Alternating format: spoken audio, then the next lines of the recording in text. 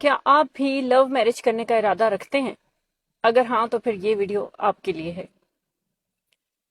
میرے تجربے کے مطابق لو میرج کرنا ایک انتہائی فضول قدم ہے، خاص طور پر اس وقت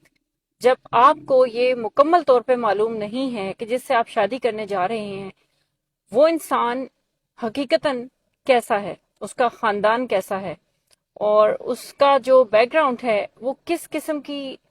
ایکٹیویٹیز میں، اس کی فیملی اور ان لوگوں کی جو رسومات ہیں وہ کس قسم کی چیزوں میں وہ لوگ انوالو رہتے ہیں۔ یہ چیز دیکھنا بہت ضروری ہے۔ اب میں آپ کو بتاتی ہوں کیوں یہ غلطی میں نے کی، اور اس غلطی کا خمیازہ میں نے ایسا بھگتا کہ اب میں یہاں بیٹھ کے آپ سب لوگوں کو اس لیے بتا رہی ہوں کہ جو نقصان میں اٹھا چکی ہوں، ایٹ لیسٹ میری ویڈیو کے ذریعے اگر کوئی اور ایک بھی انسان اگر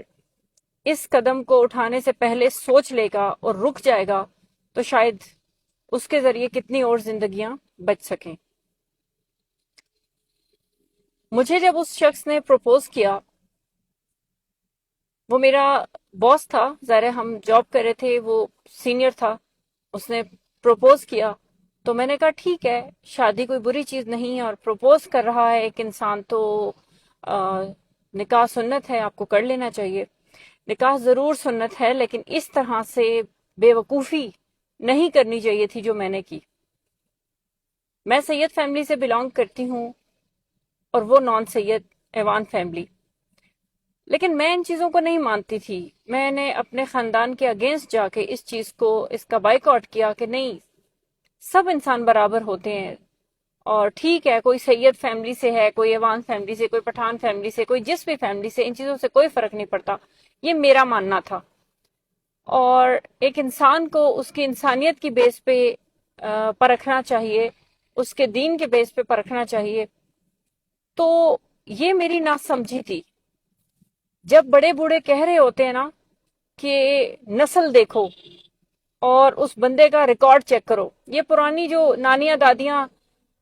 رشتہ لینے جاتی تھیں اور کہتے ہیں کہ کسی کا رشتہ حاصل کرنے کے لیے وہ جوتے گھسانے پڑتے ہیں، وہ صحیح کرتے تھے، مکمل تحقیق کر کے اس کے بعد جب رشتہ فائنل ہوتا تھا نا تو وہ جوڑیاں چلتی بھی تھیں اور وہ رشتے چلتے بھی تھے اور بڑی اچھی نسل سامنے آتی تھی۔ جب آپ بنا تحقیق کیے یا اپنی چھوٹی موٹی تحقیق جو اپنی بیس پہ آپ کر رہے ہیں اس کی بیس پہ اگر آپ لوگوں نے اگر کسی رشتے میں آنکھیں بند کر کے یقین کر لیا اور آپ غلط طریقے سے کسی غلط رشتے میں پھنس گئے تو پھر شاید واپسی کا رستہ اتنا آسان نہ ہو۔ میں نے بھی یوں ہی کیا تھا۔ میرے سامنے وہ شخص بظاہر بہت ہی ایک آئیڈیل انسان بن رہا تھا اور وہ پریٹینڈ کر رہا تھا۔ اکثر یاد رکھیے گا کہ جو نارسسسٹ طبیعت کے لوگ ہوتے ہیں نا، جو ماماز بوائے ہوتے ہیں، ان کو بہت اچھے سے پتا ہوتا ہے کہ کس طرح سے لڑکیوں کو قابو کرنا ہے۔ ان کو ہم پلے بوائے کہیں تو بھی کم نہ ہوگا کہ ان کی جو پی ایچ ڈی اسی چیز میں ہوتی ہے، لڑکی پھنسانی کیسے اور کیا کیا چیزیں لڑکیوں کو اٹریکٹ کرنے کے لیے کارگر ثابت ہو سکتی ہیں۔ اور یہ اس چیز کی تو میں تعریف کروں گی، لڑکیاں پھنسانے میں وہ شخص بہت ماہر تھا۔ میرے نزدیک وہ انتہائی انوسنٹ بن کے، بے ضرر انسان ایسا بن کے ہم لوگوں میں بیٹھا ہوتا کہ جیسے لگے یار یہ کتنا شریف آدمی ہے، ہاتھ میں ہر وقت تسبیح اور 5 وقت کی نماز۔ ان چیزوں پہ آئندہ کبھی بھی یقین نہ کیجیے گا۔ انسان کے اعمال کو دیکھیے گا، اس کا کنڈکٹ کیا ہے۔ بظاہر بڑی بڑی داڑیاں رکھے ہوئے بھی 2 نمبر قسم کے لوگ آپ کو نظر آ جائیں گے، اور اس میں قصور داڑھی کا نہیں ہے، اس میں قصور اس کی تربیت کا ہے، اس میں قصور اس کے براٹ اپ کا ہے کہ وہ کس قسم کے ماحول میں پل کے بڑا ہوا ہے۔ تو بہت ضروری ہے کہ جب آپ کسی شخص سے محبت کر رہی ہیں یا کوئی آپ کو محبت کے وعدے کر رہا ہے، دعوے کر رہا ہے، تو اس سے شادی کے لیے حامی بھرنے سے پہلے یہ ضرور دیکھ لیجئے گا کہ وہ کس نسل کا ہے، کس خاندان کا ہے، اس کے ماں باپ بہن بھائی کس طور طریقے سے اپنی زندگی گزار رہے ہیں، خصوصاً اس کی بڑی بھابیاں اگر ہیں تو یہ تحقیق کرنا آپ کا حق ہے کہ آپ چیک کر لیں کہ وہ کس طرح کی زندگی گزار رہی ہیں۔ اگر وہ وکٹم ہے تو وہ آپ سے پہلے وکٹم ہے نا، آپ کو پتا چل جائے گا کہ آپ کے ساتھ ان فیوچر کیسا ڈیل کیا جائے گا۔ میرے والی سچویشن میں یہ تھا کہ چونکہ یہ love marriage plus court marriage تھی، جو کہ انتہائی اسٹوپڈ ایکٹ تھا، انتہائی غلط قدم تھا، اور اس قدر بے وقوفانہ عمل تھا کہ جس سے میں سمجھتی ہوں کہ آج مجھے کوئی لمحہ ملے اور میں اس کو ریورس کر سکوں تو میں کبھی بھی یہ ڈیسیژن دوبارہ نہ لیتی شادی کا، اور وہ بھی اس طرح کی شادی کا، اور وہ بھی اس شخص کے ساتھ شادی کا۔ لیکن آپ اپنی غلطیوں سے ہی سیکھتے ہیں، اور میرا اس طرح کی ویڈیوز بنانے کا مقصد صرف اور صرف یہی ہوتا ہے کہ میں آپ لوگوں کو بتا سکوں کہ جو غلطی میں نے کی ہے، اگر آپ کرنے کا ارادہ رکھتے ہیں یا آپ یہ غلطی کرنے جا رہے ہیں، آپ اس کی محبت میں اندھے ہوئے پڑے ہیں، تو آپ رک جائیں۔ تو مجھے اس نے پروپوز کیا تھا، میں نے اس آفر کو حلال طریقہ سمجھتے ہوئے کہ ٹھیک ہے، نکاح کی جب آپ کو دعوت آئے تو آپ کر لیں، نکاح سنت ہے۔ لیکن ہوا کیا، اس میں بڑا امپورٹنٹ ہوتا ہے ولی کا کردار۔ اللہ پاک نے اپنے دین میں جو چیزیں رکھی ہیں نا، اگر ہم ان کی ڈیپتھ کو سمجھیں تو بڑی ویلڈ ہیں، ان کی لاجک ہے، وہ بہت ضروری ہیں۔ چونکہ میری سچویشن میں میرے گھر کے جو ولی تھے وہ موجود نہیں تھے، تو میں ایزی ٹارگٹ تھی اس شخص کے لیے، اور مجھے اس وقت کچھ سمجھ نہیں آ رہا تھا، بیکاز سب چیزیں بالکل نارمل، بڑے ریسپیکٹیبل طریقے سے وہ کر رہا تھا۔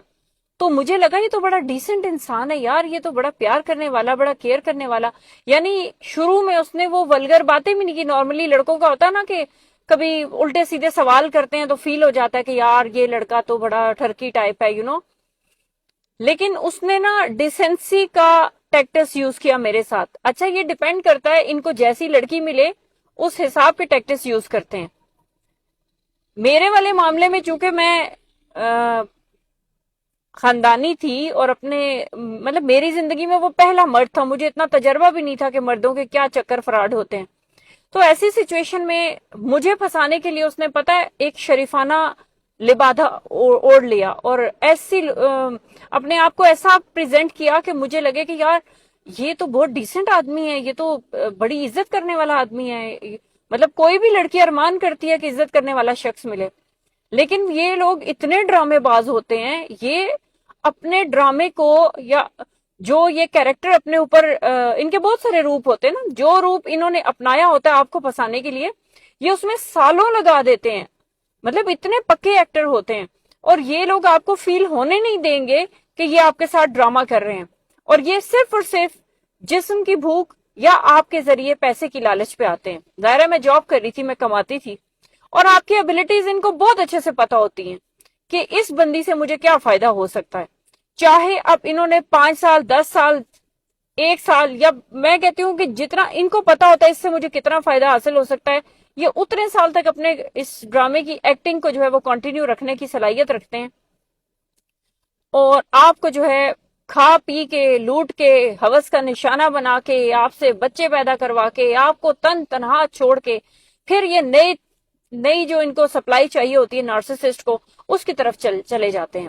اس میں کوئی شک نہیں ہے کہ جو ایک کا نہیں وہ کسی کا نہیں، یہ اپنے آپ کے بھی نہیں ہوتے، اس چیز کو یاد رکھیے گا۔ اس پہ یہ افسوس کرنے کی ضرورت نہیں ہوتی کہ وہ ہم سے کیوں گیا، کیونکہ وہ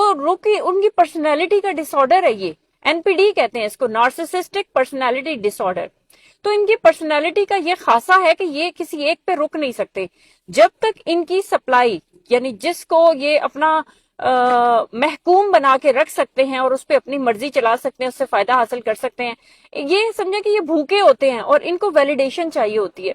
تو جب تک وہ ویلیڈیشن آپ ان کو دے رہے ہیں، آپ ان کے ساتھ ہوں گے، کبھی آپ کو ذلیل کریں گے، کبھی پیار کریں گے، کبھی لو بومبنگ کریں گے، کبھی پرنسس ٹریٹمنٹ کریں گے، تو اس طرح کی سچویشن میں آپ کو یہ خوار ہی رکھیں گے۔ آپ مت سوچیں کہ آپ کی جو شادی کے بعد کی زندگی ہے ایسے مردوں کے ساتھ جو ہے کچھ اچھی گزرنے والی ہے، یہ آپ کو لوٹ کر کھا پی کر آپ کو خوار کر کے یہ